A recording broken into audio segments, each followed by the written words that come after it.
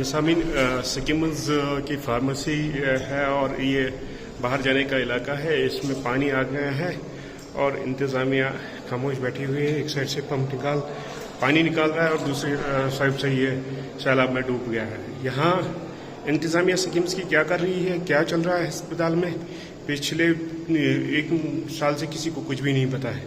Senior अफसर आए, retire हो गए और चले गए।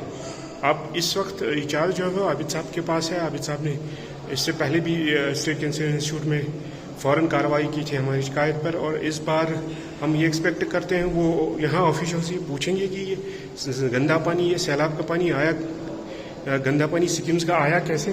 और ये फार्मेसी है, फार्मेसी होने का मतलब ही कि यहाँ अद्वियात है और यही अद्वियात बाद में मरीजों को इस्तेमाल करने के लिए दी जाती है।